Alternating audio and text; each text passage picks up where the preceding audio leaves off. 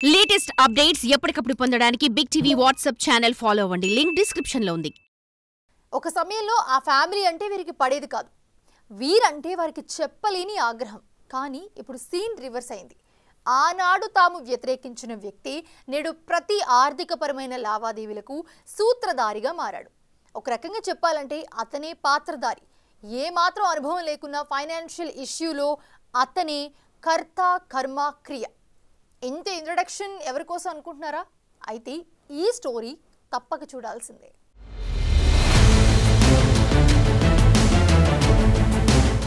Why Vikrant Reddy గతంలో ఈ పేరు ఎక్కడా వినిపించలేదు కదా. అటు రాజకీయాల్లో కానీ ఇటు ఇతర రంగాల్లో కనిపించని ఆ వ్యక్తి వైఎస్ ఫ్యామిలీకి ఆర్థిక వనరు అంటే అతిశయోక్తి కాదేమో. ఎందుకంటే ప్రస్తుతానికి ఈ పేరు దేశవ్యాప్తంగా మార్మోగుతోంది. కాకినాడ పోర్టులో జరిగిన అవకతవకలపై అంశంపైనే ఈ పేరు బలంగా వినిపిస్తోంది. ఇన్నాళ్లు ఎక్కడా వినిపించని పేరు కోసం కొందరు గూగుల్ సెర్చ్ చేశారంట. మొత్తానికి విక్రాంత్ రెడ్డి ఎవరనే అంశంపై స్పష్టత వచ్చేసింది. ఆయన టీటీడీ మాజీ చైర్మన్, వైసీపీ కీలక నేత వైవి సుబ్బారెడ్డి తనయుడు.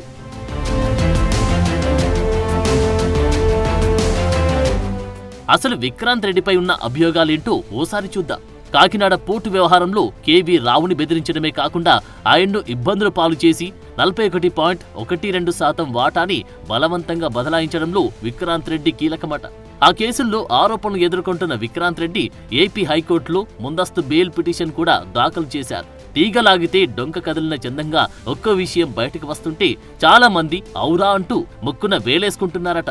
ఎందుకంటే ఇన్నాళ్లు తాడేపల్లి ప్యాలెస్ కు ఫైనాన్స్ సమకూర్చింది ఇతగాడేనని తెలుసుకున్న సొంత పార్టీ నేతలే ఆశ్చర్యం వ్యక్తం చేస్తున్నారట.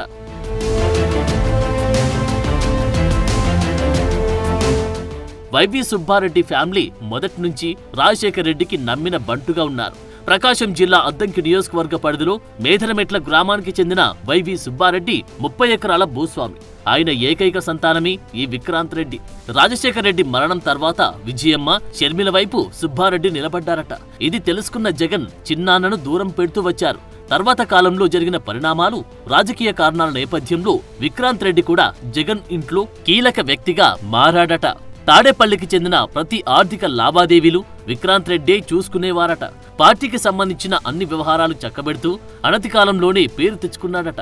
2020 నుంచి విక్రాంత్ రెడ్డి చేతుల మీదుగానే తాడేపల్లి ఆర్థిక వ్యవహారాలు సాగాయంటేనే తెలుస్తుంది అతనికున్న పవర్ ఏంటో.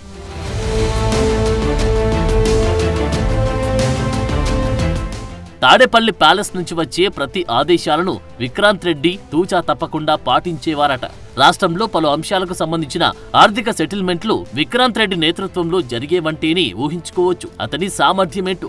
2021 నుంచి 2023 వరకు అనకాపల్లి, పార్వతీపురం, మన్యం జిల్లాలో మైనింగ్ మాఫియాలో ఇతను కీలకంగా వ్యవహరించారని వార్తలు గుప్పుమన్నాయి. ఈ మాఫియాకు కొనసాగింపు ఫారెస్ట్ ఏరియాలో సుమారు 40 కిలోమీటర్ల మేర సిమెంట్ రోడ్డు కూడా ఏర్పాటు చేసుకున్నారట. లేటరైట్ మైనింగ్ అంశం అప్పట్లో పెను దుమారాన్ని రేపింది. ఈ మైనింగ్ పౌడర్ ను భారతీయ సిమెంట్ తయారీతో పాటు అల్యూమినియం తయారీలోనూ ఎక్కువగా వినియోగించేవారట.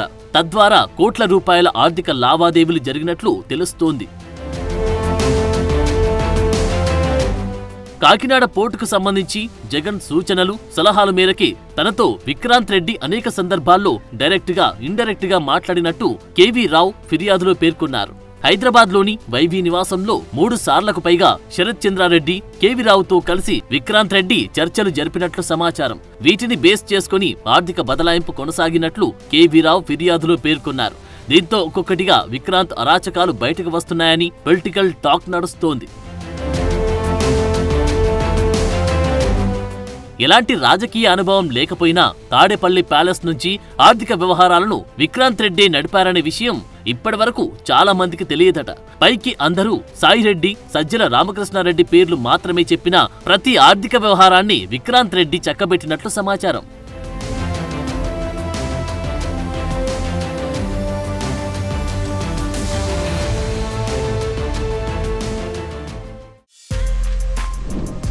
For more videos like this, subscribe Big TV channel.